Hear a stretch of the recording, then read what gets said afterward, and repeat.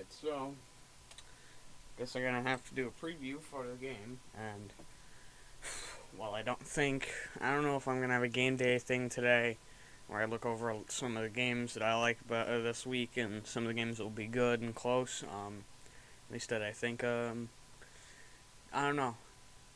It depends on how everything rolls today, but getting right into it, this is Notre Dame can't look like they did last week against Cincinnati. They've got to step up. We are getting Tosh Baker and Michael Carmody back in the lineup, which is good.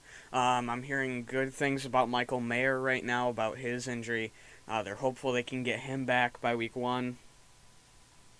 No starting quarterback has been announced. I don't know if that's good or bad.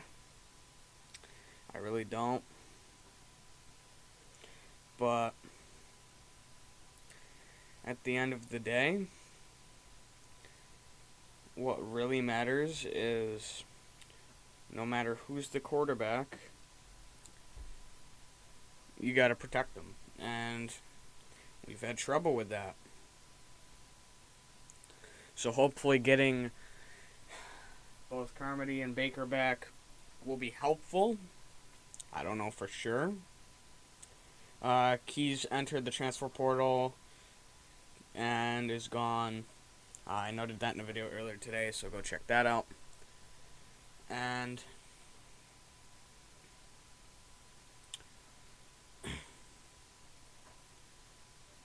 Brian Kelly at one point said that Notre Dame needed a, quote, singular established offensive structure at quarterback, but then adds that Tyler Buckner is as a Wildcat-esque quarterback remains in play. So here's my thing about that. And that pertains to the quarterback situation. Buchner should not be your Wildcat quarterback and you bring him in for only runs, because then you make your offense one-dimensional whenever he's on the field. Then the defense knows what you're running, too. So they can just set up in a run defense, and then you're kind of screwed. And then,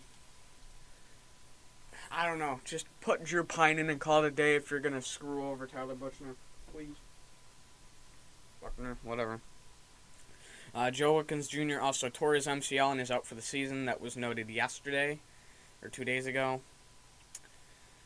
And at one point when Brian Kelly was talking about the Virginia Tech game, he noted that experience heading into a road environment while playing down the idea of mobility being the key. Basically, that's what he was getting at when he was talking in the presser. But the big key for this game is probably going to just be the quarterback play, because for the last couple weeks, I feel like Cohen hasn't been comfortable. He's been making stupid decisions, stupid mistakes, and it's costed this offense. Red zone offense, anybody. But at the end of the day, it's all going to come down to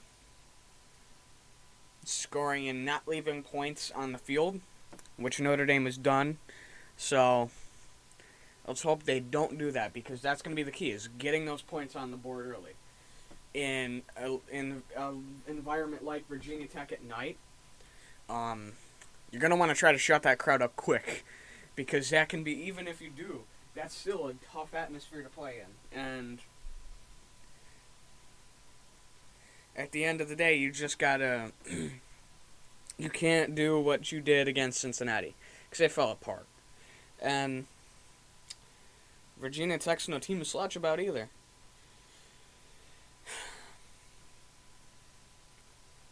But anyways, what is the spread? I'm checking right now. It's 1 point.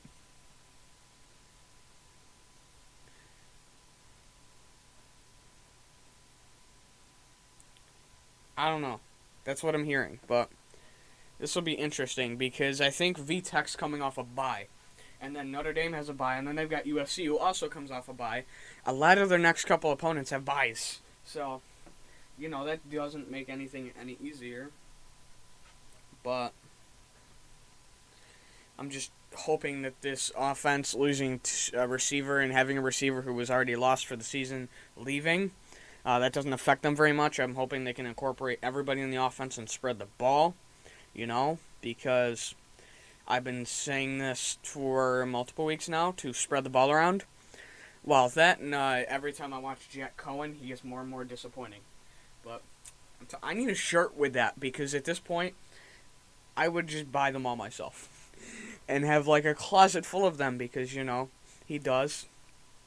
That or I'm gonna have to make my own like a custom logo to use as a logo on a stream here and there. Jet Cohen is disappointing sometimes, but I will figure it out.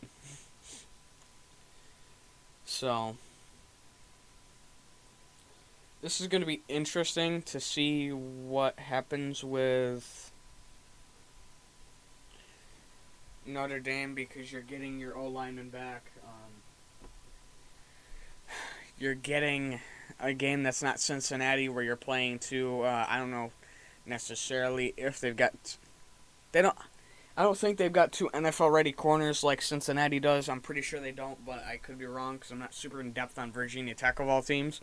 So, at the end of the day, it's just don't make dumb mistakes in the red zone like last week. Because we know Jack Cohen did that. Pick first drive, I'm pretty sure. One of the first drives throws a pick in the red zone right to a Cincy corner. I was like, yep, that's how this game's going to go. And it pretty much went that way. So, the key is getting Cohen comfortable in the pocket and getting the run game moving. If Cohen's not comfortable, go to the run game because that can open up the playbook and open up the pass game. If the run game fails and Cohen's not comfortable, well, we're screwed.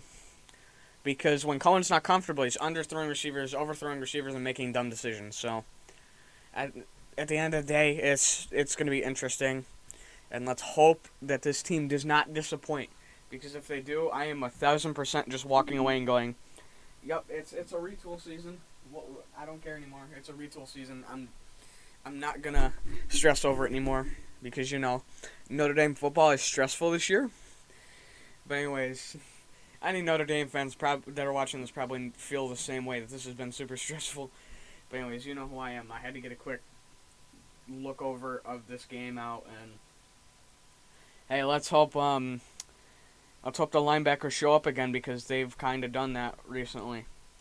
And that Kyle Hamilton has one interception this game, at least. I love seeing the kid get picks because, as I now like to call him, he is the golden bullet because the dude flies. But anyways, you know who I am. I will see you either later today or tomorrow with more content.